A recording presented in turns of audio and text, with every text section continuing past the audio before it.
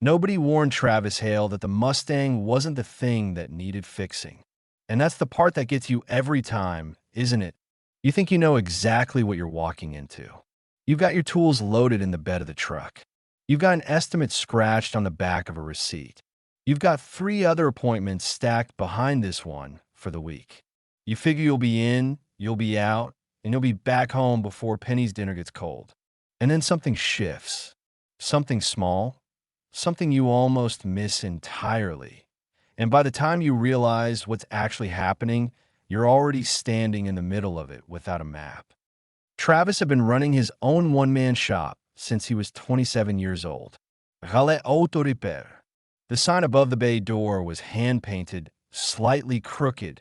He'd done it himself the weekend he signed the lease, ran out of daylight before he could level the letters. He never corrected it. Dana used to say it gave the place character. Dana used to say a lot of things that stuck to him like engine grease long after she wasn't there to say them anymore. He was 34 now. 3 years since the accident on Route 9. 3 years of waking up at 5:45 every single morning because Penny woke up at 6 and she had this habit, quiet as anything, of standing right beside his bed until he stirred. Like a small, pajama-clad ghost. He'd startle every time. She'd laugh every time. And somehow that laugh, that high, bright, completely unbothered little laugh, was the thing that got him vertical each day. Penny was 7. She had Dana's eyes and Travis's stubbornness and a gap between her 2 front teeth that the dentist said would close on its own eventually. Travis privately hoped it never would. She collected earthworms after rainstorms and named them before releasing them back to the yard. She ate peanut butter from the jar with a spoon and called it snack. She was, without any question, the best thing Travis Hale had ever had anything to do with. His shop sat on the working edge of Clover Falls, Virginia, not the nice part of town, not the hard part, just the real part, where the dry cleaner and the diner and the tire shop all had hand-lettered signs, and everybody knew your name because they'd watched you grow up on that same block. Travis had 2 bays, a lift that made a sound he didn't like on cold mornings, a mini fridge with 2 energy drinks and a container of Penny's leftover macaroni, and a best friend named Ray Kowalski who showed up 3 mornings a week to help on bigger jobs and to eat said macaroni without once asking permission. It was a Tuesday in early September when the call came. Travis was elbow deep in a transmission rebuild. The radio was playing something country he wasn't really hearing. His phone buzzed against the workbench, and he almost didn't answer. He was at a delicate point in the job, and it could have been telemarketers, could have been the school nurse, could have been Ray asking him to pick something up on the way in. But something made him reach for it. He tucked the phone between his shoulder and his ear. Relais Auto. The voice on the other end was a woman's. Measured, deliberate, the kind of voice that was used to being listened to and knew it. Is this Travis Hale? The mechanic. That's me. I was referred to you by Patrick Gentry. He said you were trustworthy. Travis wiped his free hand on a shop rag. Patrick Gentry was a city councilman whose suburban Travis had rebuilt from the alternator out the previous spring. Good man. Paid the invoice without a single back and forth. Patrick's got a good memory, Travis said. What can I help you with? I have a vehicle that needs attention. A pause, just long enough to feel deliberate. A 1968 Ford Mustang Fastback. It's been sitting for some time. I need someone to go through it thoroughly, engine, brakes, electrical, all of it, and get it running properly. Travis leaned against the workbench. A 68 Fastback. His chest did a small, involuntary thing at those words. That was a car with a soul. When would you need me? Thursday morning, if you're available. I'll pay your standard rate plus 20%. I prefer the work be done on-site at my home. The car can't be moved.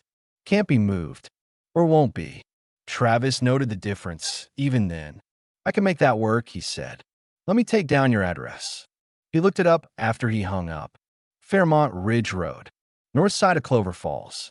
He'd driven past that street once or twice over the years. The kind of street where the houses sat far back behind iron gates. The kind where the lawns were cut by someone hired to cut them. He told Ray about it the next morning over coffee. Ray was eating Penny's macaroni with a fork he'd pulled from his jacket pocket like a man who'd planned this. How much she paying? Standard plus 20. Ray pointed the fork at him. That's guilt money. Rich people pay more when they feel bad about calling someone like us. Travis shrugged. He didn't care about the psychology of it. He cared about the car. He pulled through those iron gates on Thursday at 8:15 in the morning. And the second he parked his truck and stepped out and stood in the quiet of that circular driveway, he understood that Ray had been right about one thing. This was not a normal job. He just didn't know yet what kind of job it actually was. The house was what you'd call imposing if you were being generous about it. 3 stories, white columns, a fountain at the center of the driveway that wasn't running, and grounds that extended back so far beyond the rear of the property that Travis genuinely could not see where they ended. It was the kind of house that made a man aware of his truck. The rust spot above the left rear wheel, the cracked mirror, the way the exhaust coughed a little when you let it idle. Travis had never been self-conscious about his truck in his life. He was slightly self-conscious about it now. The garage was a separate structure to the right of the main house. 4 bays, real stone facade. Travis's shop could have fit inside it twice over with room to spare. 1 bay door was already open, and he could see the Mustang from 30 feet away. He stopped walking. She was a dark navy blue, almost black in the shadow of the garage, with a racing stripe down the center faded to silver gray. The chrome was oxidized, but not gone. The body panels were clean, no obvious collision damage, no surface rust that he could see from the distance. But she sat low. 3 of the 4 tires were completely flat, and there was something about the way she rested there in the middle of the space, perfectly still, perfectly alone in a garage built for 4 cars, that gave Travis a feeling he couldn't immediately identify. It wasn't neglect. It wasn't abandonment. It was closer to preservation. Like someone had parked this car very deliberately on a specific day and had not gone back. Not because they forgot, but because going back required more than they had. Travis knew that feeling. He felt a version of it every single time he looked at Dana's winter coat, still hanging in the hall closet. He gave himself 3 seconds, and then he walked forward. Mr. Holly. The voice came from the side door of the garage. The woman who stepped out was, he'd expected, elegant. That word had been implied in every syllable on the phone. What he hadn't expected was the way she looked at the Mustang before she looked at him. Just a flash. A single second. Like she was checking that the car was still exactly where she'd left it. Audrey Prescott was perhaps 40. Maybe a year or 2 either side of that. Dark hair pulled back in a way that looked effortless, but almost certainly wasn't. She wore a simple cream linen blouse, dark slacks, shoes that were nicer than anything in Travis's closet. No jewelry except a single gold band on her right hand.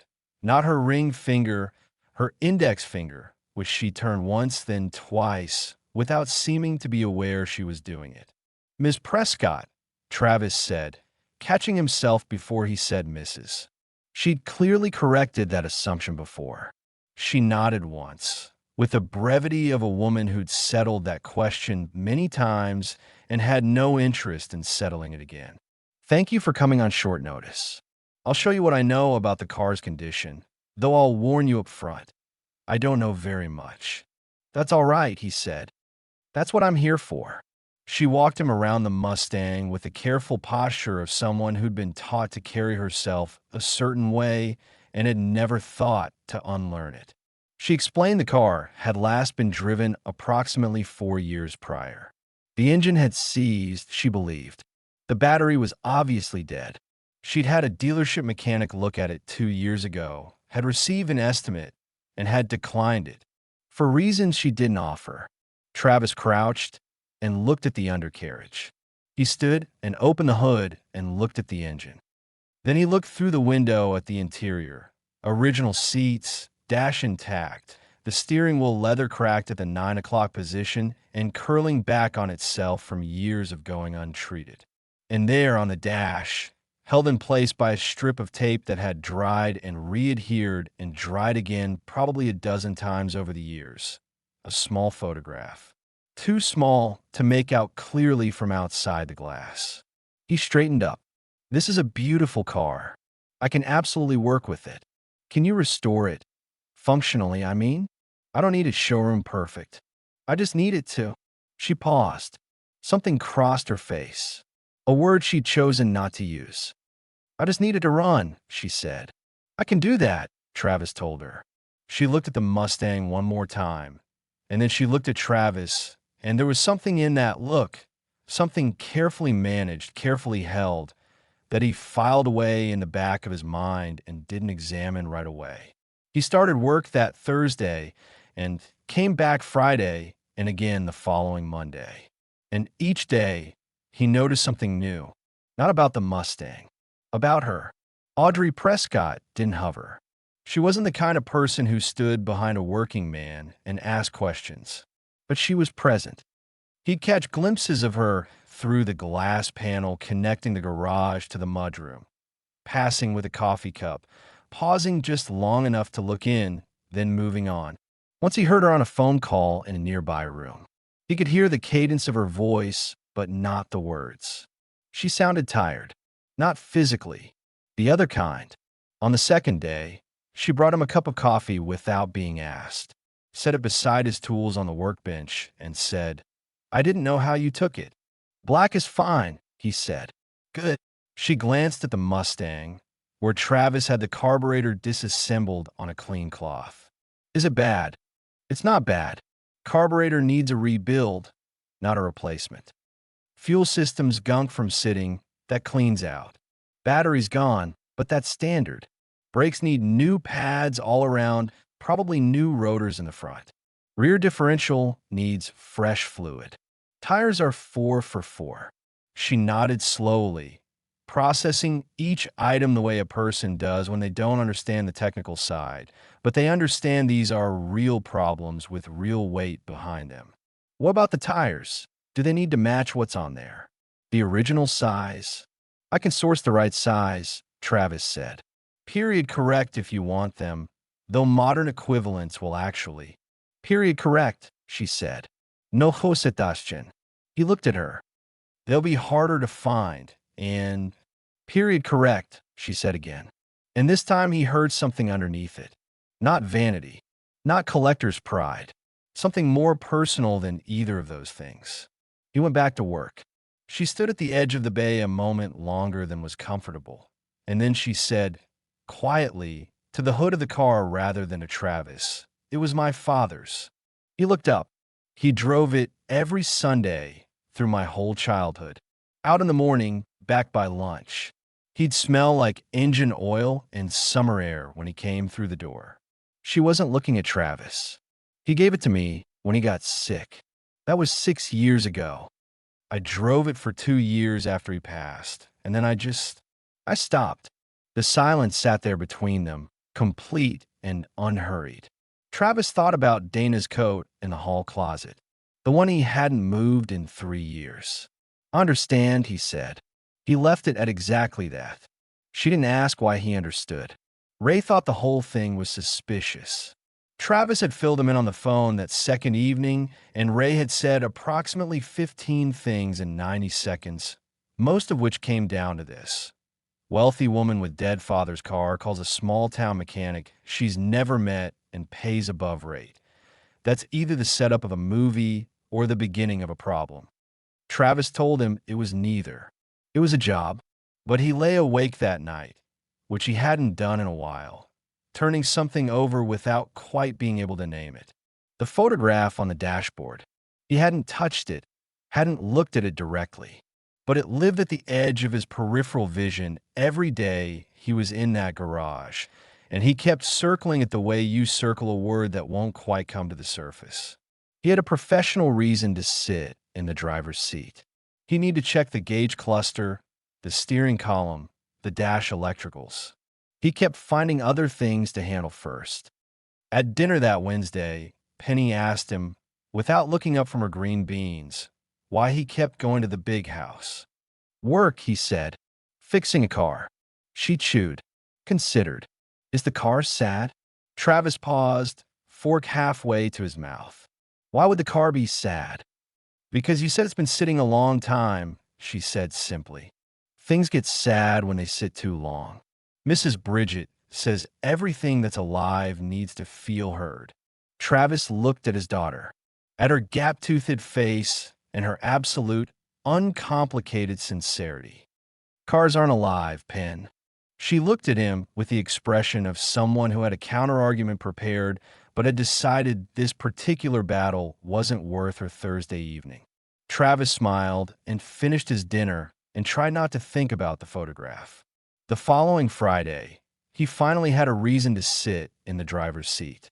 He wished he'd gotten there under different circumstances, because what he found in that car, what he found tucked alongside the photograph above the sun visor, changed the shape of every single moment that had come before it. He just didn't fully understand that yet. Friday arrived gray and cool. The first real whisper of fall pulling through the Virginia air. Travis had the engine reassembled by 10, carburetor rebuilt, fuel lines flushed, new battery seated and connected. The tires had come in Thursday, and Ray had driven up to help mount and balance them.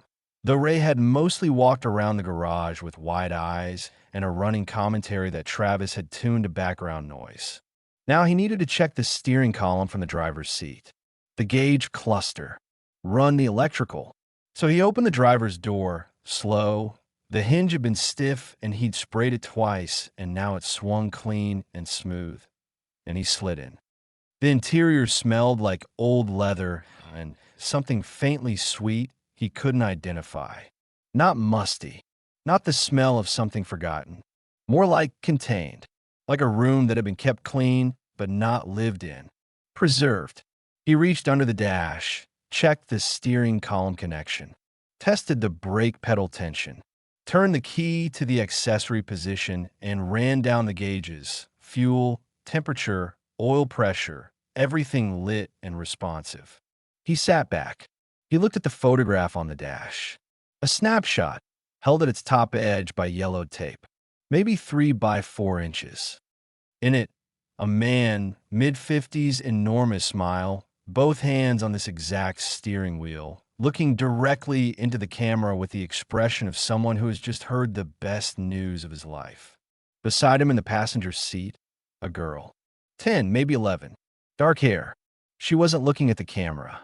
She was looking at the man, the way children look when they're trying to memorize someone without knowing that's what they're doing. Travis studied the girl's face. He looked at it for a long moment. Then he reached up to push the sun visor back into place, and a small piece of paper slid out and landed in his lap. Not paper, a card, a parking validation card. He picked it up. Clover Falls General Hospital. Visitor parking.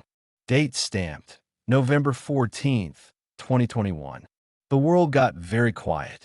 November 14th, 2021 was the night Dana died. Travis sat in that Mustang for a long time. Long enough that Audrey appeared in the doorway connecting the garage to the house, coffee cup in hand, and went still when she saw his face. He didn't know what his face looked like. He only knew what it felt like the floor had vanished, but somehow the walls were still holding, and he wasn't sure which of those things was supposed to be the relief. He held up the card. He didn't say a word. He didn't need to. Something happened to Audrey Prescott's face. It was like watching a very carefully constructed thing come apart, slowly and then entirely at once. She set her coffee on the workbench. Her hand was not quite steady.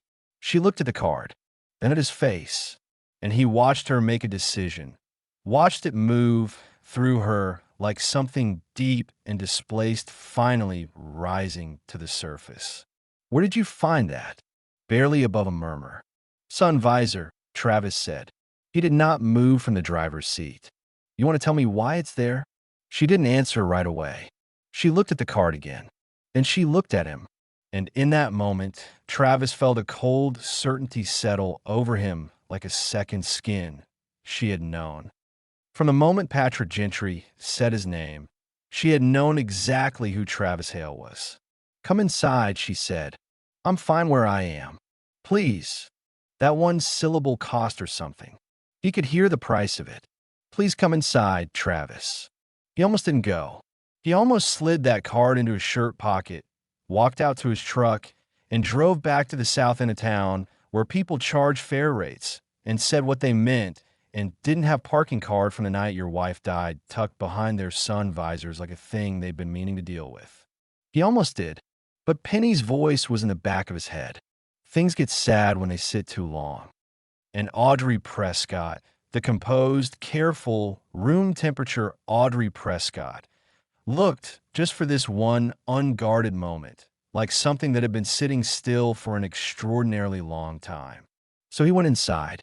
The kitchen was large and still and smelled like good coffee and, faintly, lemon. Audrey stood at the counter with her back to him for a moment.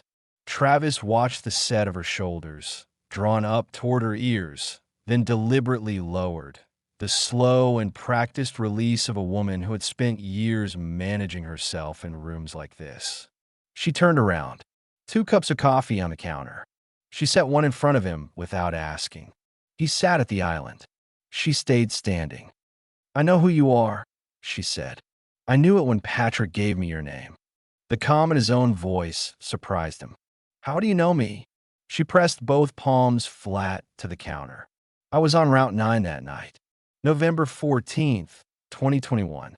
The refrigerator hummed. A clock ticked somewhere further in the house. Travis's own breathing, which he was keeping very, very even.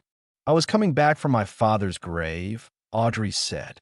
Her voice had a quality now he'd never heard from her before, stripped of all the careful finish. Just sound. "I visit every year, the week after his birthday. I take the Mustang. I drive the same route he used to drive." She paused. "That night, I came around the curve near Devlin's Creek Bridge, and I saw the car. The way it was resting against the guardrail. I pulled over immediately. I called 911 before I even got out of the Mustang." Travis's hands were flat on the counter in front of him. He did not move them. "The dispatcher told me to stay at the scene. I did. I stayed for maybe 5 minutes. I could hear the sirens already coming. The dispatcher said help was on the way." Her voice did not waver, but he could hear what that steadiness was costing her. "And then I panicked. I was in a very difficult period. My ex-husband had some legal exposure at the time, and I was terrified of being in any kind of official record, any statement, any name on a report. So when I heard the sirens getting close." She stopped. The gold band turned once. Twice. "I got back in a Mustang, and I drove away." Travis looked at the parking card on the counter between them. "The next morning," she continued, "I called the hospital from a different number. Fictional. They told me the driver had passed away. They didn't give a name." Travis's jaw moved. "The next morning," he repeated. "Yes." After she'd already been gone for hours. "Yes." He sat with that. Let fill the room. "You looked me up," he said. "Eventually. It took me almost a year to be able to search for the accident report. I understand how that sounds. I know there is no version of that timeline that reflects well on me." She exhaled. "But once I found a report, once I saw your name, I couldn't stop. I found your shop. I drove past it. Twice. And I just tried to go on living with what I'd done. For another year. And then another. Until Patrick mentioned my name. Until Patrick mentioned your name. And it felt like the kind of thing you're not supposed to walk past." Her voice finally cracked. Just slightly. A hairline fracture in the surface. "I didn't know how to come to you. I didn't know if you'd want me to. I thought that if I could get you here, let you work on the car, let me see with my own eyes that Penny was being cared for, that you were—" "Don't," he said. She stopped. "Don't tell me you needed to see if I was managing." His voice was quiet, but not gentle. "I've been managing for 3 years. Penny goes to bed, every night in a house where her mother isn't. She eats breakfast every morning at a table where there used to be three of us, and now there are two. She doesn't fully understand why. I've told her what I can. I've left out what I can't. He looked at the counter. So don't measure my grief against whether I'm managing. Audrey said nothing. She nodded once, slowly, fully, and the gesture held more weight than any word she could have chosen. The silence settled between them, like something finally set down. Then Travis looked up. There's something else, he said. She looked at him. I can see it, he said quietly. Whatever else there is. She turned the gold band, stopped, laid her hand flat on the counter, and looked at him directly, with the eyes of someone who had finally decided to stop performing steadiness and simply be unsteady. Penny's school, she said. Do you know about the Annette Prescott Memorial Scholarship? Through Clover Falls Elementary. He blinked. The enrichment fund. It covered some of Penny's activity fees. Audrey held his gaze. I set that fund up 4 years ago in my mother's name. I don't control nominations. The school handles that entirely. But I review the annual recipient report. She paused. 2 years ago, I saw Penny's name on that list. And yours. The kitchen felt very, very still. I didn't intervene, she said. I didn't redirect the funds. I told myself it was separate, that it couldn't be ethically tied to what happened on Route 9. But I knew whose child she was, and I knew why I let it continue. She said the next part quietly, almost below a whisper. It was guilt.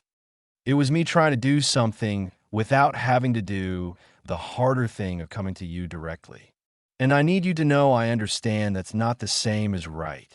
Travis thought about the field trip to Washington last spring. Penny had come home luminous, unable to stop talking for 2 days. He thought about the art supply kit at the start of 2nd grade. Good brushes, real watercolor paper.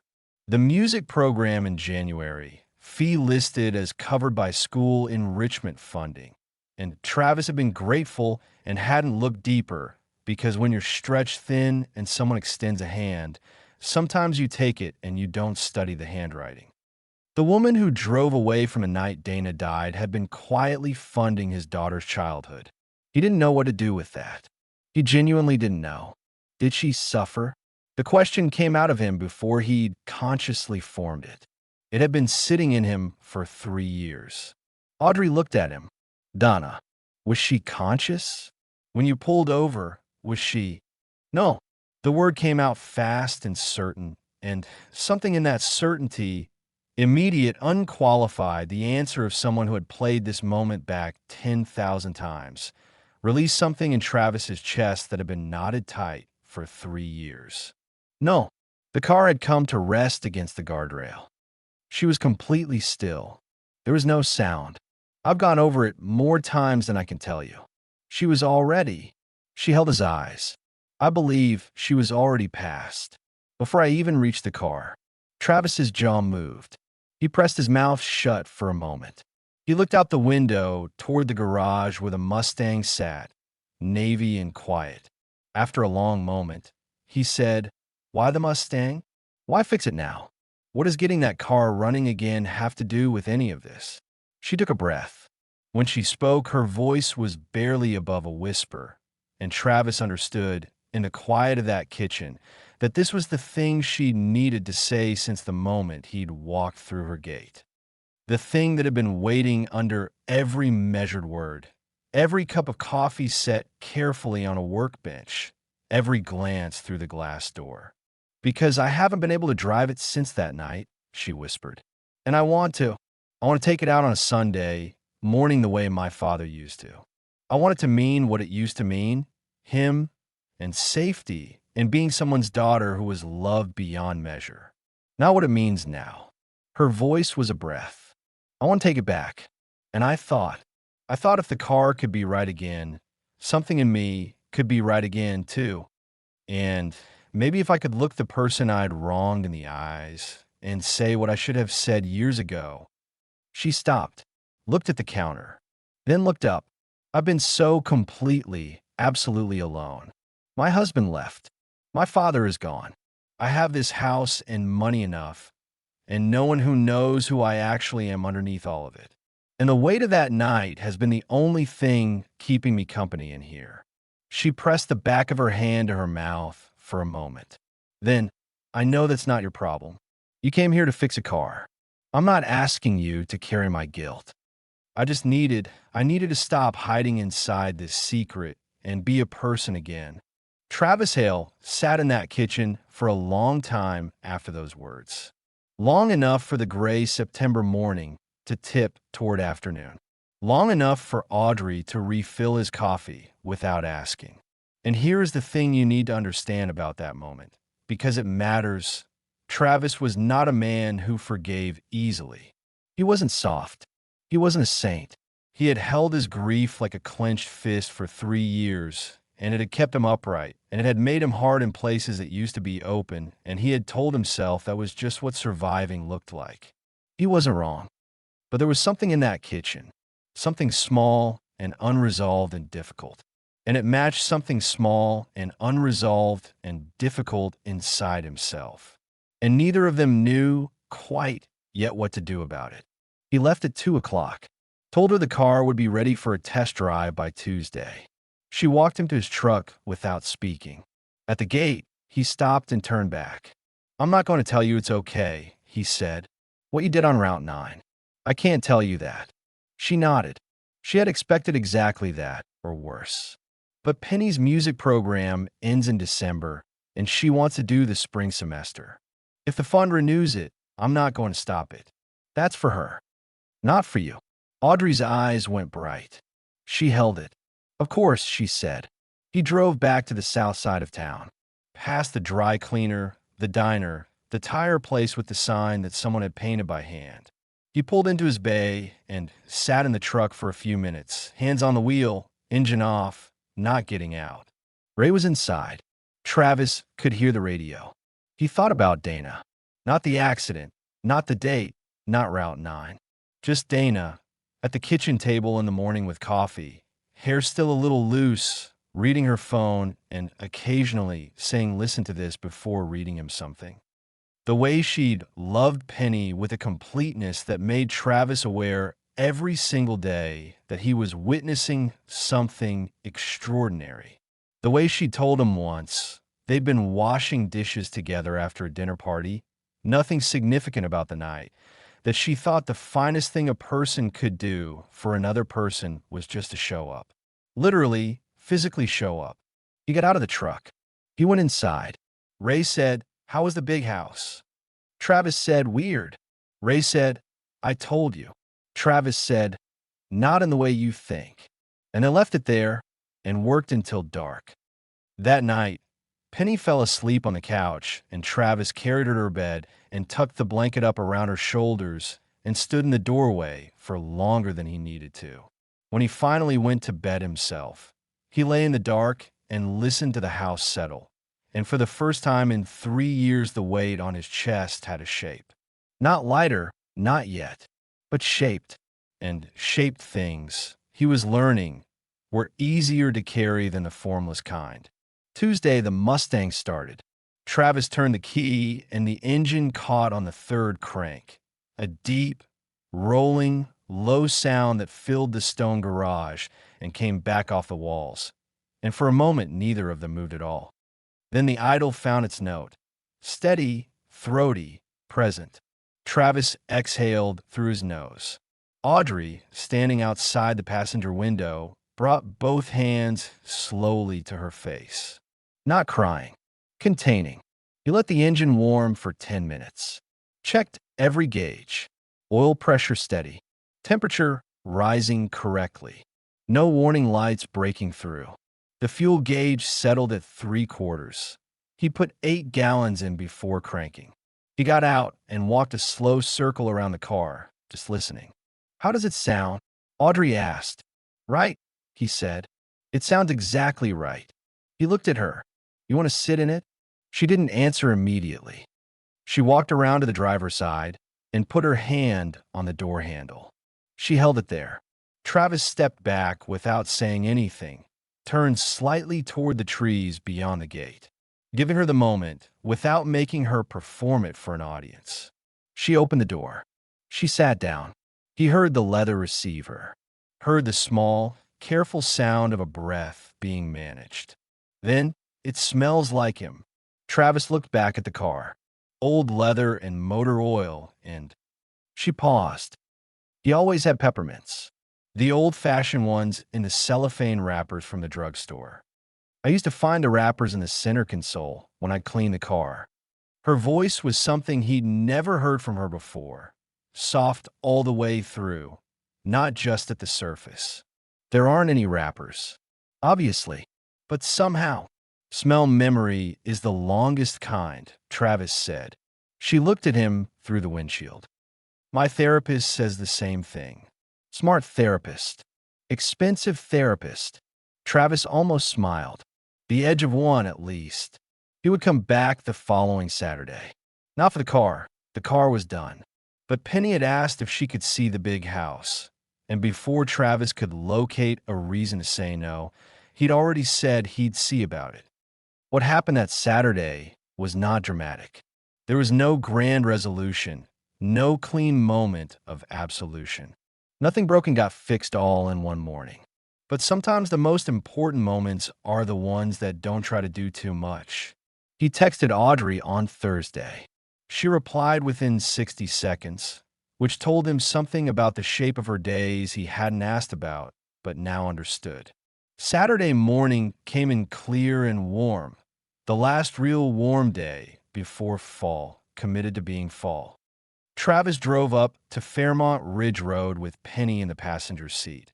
Her face turned to the window, watching the neighborhoods change from the familiar streets of their life to the wide, quiet roads of someone else's. It's big, Penny said, as they came through the gate. Yep. Does she live here by herself? Travis glanced over. She does. Penny looked at the house for a moment. That's a lot of house for one person.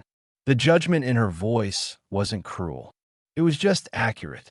Audrey met them on the driveway.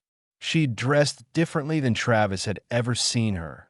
Dark jeans, a soft gray sweater, her hair down around her shoulders. She looked like a different woman, or rather like the same woman with less of herself held at attention. She crouched down when Penny approached. She talked to Penny without talking down to her, asked what grade she was in, whether she liked school, what her favorite subject was. Penny said second grade, and it was okay, and her favorite subject was art, specifically the part involving the big brushes. Audrey mentioned that her niece had left behind some art supplies that had been sitting in a closet and used, and that Penny was welcome to them if she wanted. Penny turned to Travis with the full-face appeal of a child who has already made her decision and is only consulting him as a formality. Up to you, Travis said, which Penny correctly interpreted as yes. They sat on the back porch, Travis and Audrey in patio chairs with coffee, while Penny sorted through a box of paints and watercolor paper on the lawn below. The yard was enormous and green and slightly absurd in its scale, and Penny treated it like newly discovered territory, walking to the far end to inspect a flower bed and returning to report on its contents with great seriousness. Travis and Audrey sat in the September morning and didn't say anything for a while. And the remarkable thing was that it wasn't uncomfortable. There's a lot of unsaid between them, and there probably always would be. But the unsaid had been named now, had been brought into a room and looked at, and it was no longer the kind of thing that pressed against every silence. She looks like you, Audrey said eventually. Around the eyes. Her mother's eyes, Travis said. Does she know you tell her that? Yeah, I tell her those kinds of things. He watched Penny crouch over the flower bed. You can't give a kid back what they've lost, but you can give them pieces to carry. Pieces of the person, so they have something real. Audrey was quiet. That's the most generous thing I've heard anyone say about grief. Travis shrugged. It's just what we do. She looked at her coffee cup, and then she said, carefully, I want you to know that if after today you prefer not to continue any kind of... She searched for the word. I'm not asking for anything. I want to be clear about that. I know you're not, Travis said. He watched Penny stand up and wave at him from across the yard. He waved back. Then what are you asking for? He said. Audrey looked at him. You said you're not asking for anything, he said.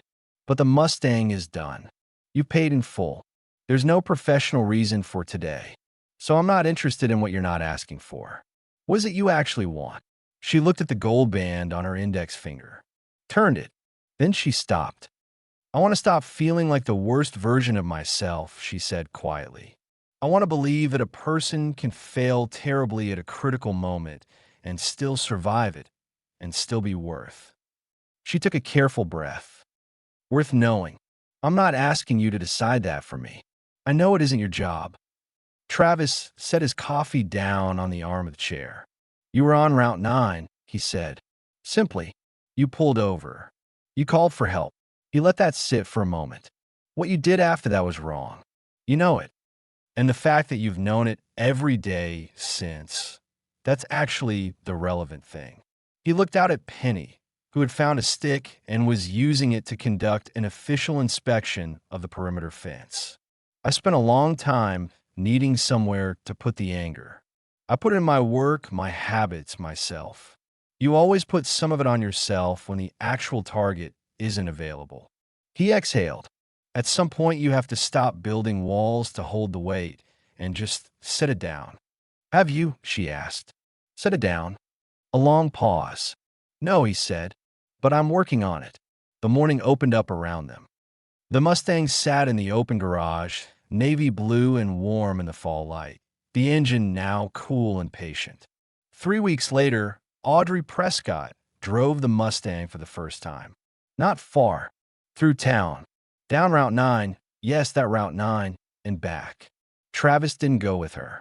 She hadn't asked him to, but she texted him when she got home, and the message was 3 words, and they were the most honest 3 words she'd probably written in years. He read them in his shop, standing in the middle of a Tuesday with grease on his forearms. And then he set his phone on the workbench and went back to the job in front of him. I drove it. Here is what the stories people tell about grief usually leave out. They leave out the Tuesday mornings. The completely ordinary ones with no particular date attached, no anniversary, no calendar significance. We are doing something mundane, like mounting a tire or packing Penny's lunch, and the absence of the person you lost just arrives out of nowhere with its full weight and no warning. Travis had those Tuesdays. He suspected he probably always would. But something had shifted in the weeks since Fairmont Ridge Road. He couldn't name it exactly. It wasn't resolution. It wasn't closure. Travis was deeply skeptical of the word closure, which had always seemed to promise a door that, in his experience, didn't exist. What it was closer to this. The thing that had lived behind his sternum for 3 years, hard and shapeless, had been acknowledged out loud by the only other person who had been on that road that night. And acknowledged things, even by flawed, frightened, human witnesses who drove away, become shaped things. And shaped things are easier to carry than formless ones. He thought about this on a Tuesday in late October, eating lunch alone in the shop, the radio low. His phone buzzed. He picked it up. Audrey again. A photograph this time. Just the view through the Mustang's windshield. The road stretching ahead. A canopy of bare November trees reaching toward a pale sky. No message attached. Just a photograph. He saved it to his phone. He wasn't entirely sure why, but he did. That evening, he took Penny to her music lesson. She played the first 8 bars of a beginner's arrangement of something classical he didn't recognize, and she played it badly and with absolute conviction. And Travis sat in the plastic chair outside the practice room and let the sound wash over him and thought. Dana would have laughed. She would have pressed her hand over her mouth so Penny couldn't see, and then caught Travis's eye across the room, and they would have held the laugh in the space between them the way parents do. He felt the laugh even now, even with only half of it. That he was learning was the thing. Grief isn't the absence of love. It's love with nowhere to go. You can spend your life reaching for a destination that isn't there. Or you can let the love be a thing in itself, present and real and full, even when the person isn't. He wasn't there yet. He'd told Audrey as much. But the working had gotten lighter. In February, on the coldest morning of the year, the Mustang's heater core surrendered. Travis had flagged it as a likely issue back in September. Cold weather has a way of exposing what a warm weather tune-up can miss, and it needed 2 days of work to correct. Audrey drove a rental in the interim. She complained about the rental in a way that was almost funny. Her sense of humor was dry and understated, the kind you could easily walk past if you weren't paying attention. Travis had started paying attention. He finished the heater core on a Friday afternoon. Audrey came to the garage, and he showed her the old one, the corroded fins, the crumbled edges. She made a face. For years, he said, running on borrowed time. Story of several things in my life, she said. He put the old core in the trash. He closed the hood. He started the engine and let the heat come up, and they stood beside the car for a while as the February cold pressed against the garage walls and didn't quite get through, and the heater blew warm air through the vent for the first time in years. "Can I ask you something?" Travis said. "Yes." The band. "Right hand." She looked down at the gold ring. "My mother's. She left it to me.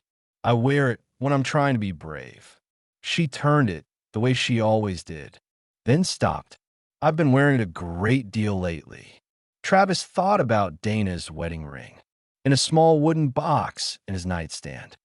The question of what you do with the things that remain, how you carry them forward without being pulled under by them. "She'd have liked you," he said. Donna. She had absolutely no patience for pretension, and she'd have seen through all the surface of this in the first 5 minutes. And after that, he looked at the hood of the Mustang. "She'd have thought you were worth knowing." Audrey looked at him for a long moment. "That's not a small thing," she said quietly. "No," Travis agreed. "It's not." The last thing he did before he drove home that February evening was sit in the Mustang one more time. Not to check anything, not for any professional purpose. He just opened the driver's door and sat down and put his hands on the cracked leather steering wheel and looked at the photograph still taped to the dash. The man with the enormous smile. The girl looking up at him. He thought about the kind of love that becomes invisible because it's so constant. The Sunday morning, peppermint wrapper, engine oil and summer air kind that weaves itself into the structure of a life without announcing itself. You don't see it while it's happening. You just feel it later in an old smell, in the rolling sound of an engine that's been sitting too long and needs to run. He sat there. Then he got out, closed the door gently, and drove home to Penny. She was at the kitchen table doing homework, a worksheet she was approaching with the focused intensity of someone defusing something delicate. He stood in the doorway and looked at her. "Dad," she said without looking up. "Yeah, you're blocking the light." He moved. He hung his jacket. He washed his hands at the sink. He sat down across from her. "How was school?" "Okay. We did fractions." A pause. "I don't understand why fractions exist." "The point of fractions," Travis said, "is that most of life isn't whole numbers." She looked up at him with Dana's eyes. "Turn the problem over." "That's kind of sad," she said. "Or kind of honest," he said. She considered it another second, then went back to her worksheet. Travis watched her for a moment. Then he got up and put water on for pasta. He turned the radio on low. Outside, the February dark settled in early, the way it does. And somewhere on Fairmont Ridge Road, a navy blue Mustang sat warm and running in a 4-bay garage, carrying everything it had always carried, and waiting for the next Sunday morning when the woman who loved her father would take it out into the world again. If you stayed through to the end of this story, then you already know what it's actually been about. It was never really about the car. It wasn't even about one night on Route 9, though that night lives at the center of everything. This story is about the things we carry when no one is watching us carry them. The shape a decision makes when you make it in fear and spend years living inside its shadow. The way loss changes the architecture of a person, not always visibly, sometimes just in the way they hold themselves when they think no one's looking. Travis Hale didn't forgive Audrey Prescott because she earned it. Nobody earns forgiveness like that. In a kitchen, over a cup of coffee, in a single conversation. What he gave her was something smaller and more real. The truth that a person can fail at a critical moment and still be worth knowing. That survival is not the same as goodness, but it doesn't preclude it either. And what she gave him, without planning it, without packaging it, was a witness. Someone who had been on that road. Someone who could say with certainty, she was still. She was at peace. You weren't wrong to believe it didn't hurt. After 3 years of not knowing, that is not nothing. That is genuinely not nothing at all. Maybe that's what we all need, eventually. Not someone to fix us, not someone to absolve us, but someone who is there, someone who can say quietly, yes, I saw it too. The weight was real. And then we figure out how to keep going, together or separately, or in whatever strange and imperfect and improvised way life makes possible. Penny names her earthworms and releases them to the yard and trusts completely that they're going to be fine. Maybe that's the right approach. Thanks for watching Crest Stories. If this one sat with you, if it felt true in some way you needed, hit the like button and drop something in the comments. We read every single one. And if you know someone who's carrying something heavy right now and needs to hear that the weight can change shape, share this with them. We'll see you in the next story.